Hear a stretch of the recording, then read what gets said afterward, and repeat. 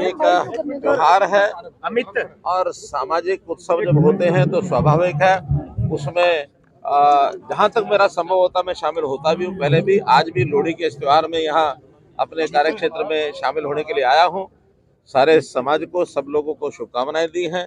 ये त्योहार एक खुशी का त्योहार है, मौसम बदलने का त्योहार है। एक प्रकार से ऐसा माना जाता है कि मकर संक्रांति जैसे कल का त्योहार है तो सूर्य जो है अपना दक्षिणायन से उत्तरायण की ओर आगे प्रवेश कर जाता है।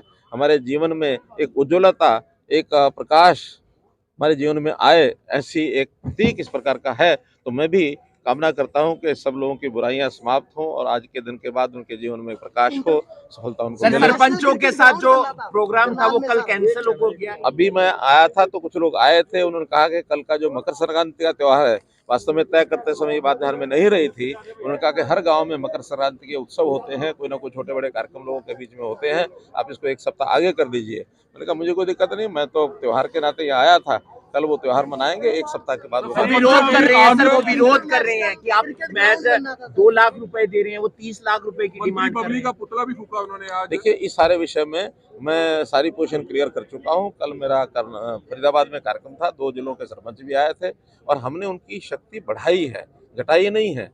पहले तो उनके हाथ में काम बहुत कम होते थे करवाने वाले, बाकी प्रदेश सरकार के पास फाइलें जाती थी, कभी डायरेक्टर के पास जाती थी, सेक्रेटरी के पास जाती थी। अब उन्होंने तय किया कि लोकल सेल्फ गवर्नमेंट के जितने बजट हैं, चाहे वो पंचायत का है, पंचायत समिति का है, जिला परिषद का है, अथवा नगर पालिका, नगर परिषद, नगर निगम, उनका जो बजट है उसका पूरे का पूरा खर्च करने का अधिकार वहीं की समिति को है। वहीं का जो हाउस है वो बैठेगा, कामों को तय करेगा और उसको पोर्टल पर डाल करके पास कराने के लिए वहाँ का जो चेयरमैन अथवा मेयर अथवा सरपंच वो डालेंगे, तब काम होगा। उसके अलावा कोई भी नहीं। राहुल गांधी जब आए थे करनाल में भारी भीड़ जुटी राहुल गांधी के प्रोग्राम में, करनाल, गरोंडा, पानीपत में भारी भीड़ जुट रही है। तो क्या लगता है कि आने वाले विधानसभा चुनाव में इससे कोई बीजेपी को कोई नुकसान हो सकता है, कोई असर पड़ सकता है, कांग्रेस मजबूत हो रही है?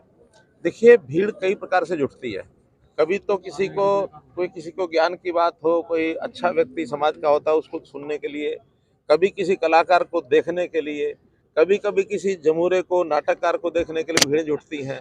अब जिसका नाम ही पप्पू दे दिया और जो इस प्रकार का ड्रामा यहाँ करके गया, वो कहता भी राहुल गांधी तो मर चुका है, मैंने राहुल गांधी को मार दिया है।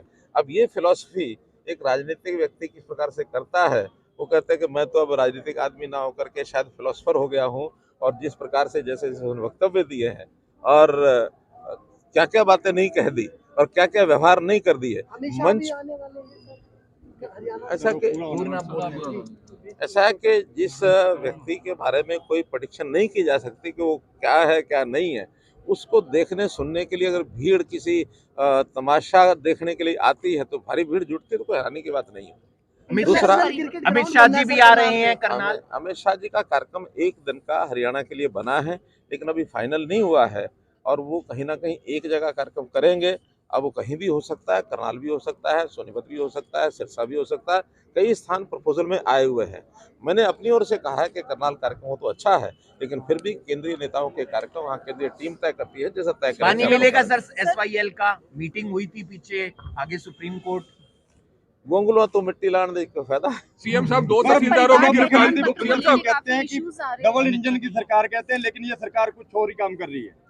ये डबल इंजन की है और अब तो कई जगह हमारी ट्रिपल इंजन की सरकार हो गई है। नीचे भी हमारी सरकारें हैं, प्रदेश में भी सरकारें हैं, केंद्र में भी सरकारें हैं। अब ये ट्रिपल इंजन की सरकार है और ये भरपूर काम करेगी। जितनी योजना हमारी स्थानीय इकाइयां उनका बजट है वो बनाएंगे, प्रदेश सरकार अपने ढंग से बनाएंगे, केंद्र सरकार का लाभ उनको मिलता ही है। हमने कल ही 1100 करोड़ रुपया ये जो नई पंचायतें बनी है हमारी, इनके लिए रिलीज किया है और 3 महीने के लिए सिर्फ अप टू मार्च।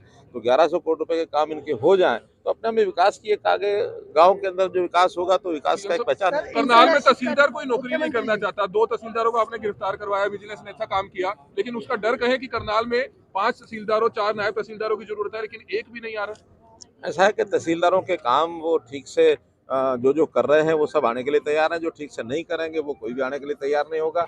और तहसीलदारों के काम के बारे में जो भी आप वो लोगों को भी जानकारी है, मुझे भी जानकारी है, इसको बहुत सरल कर रहे हैं, बहुत जगह पर का विस्तार कर रहे हैं। रजिस्ट्री का काम एसडीएम्स को भी दे रहे हैं हम, और जो काम ऑनलाइन हो सकते हैं ऑनलाइन करेंगे। अब कोई भी ऑफिस ऐसा नहीं बचेगा जिसमें किसी की मोनोपोली होगी। मल्टीपल काम हर ऑफिस को दिए जाएंगे और हर ऑफिस का काम मल्टीपल लोग कर सकेंगे। सर, परिवार पहचान पत्र में लोगों को पेंडिंग हो गया सर।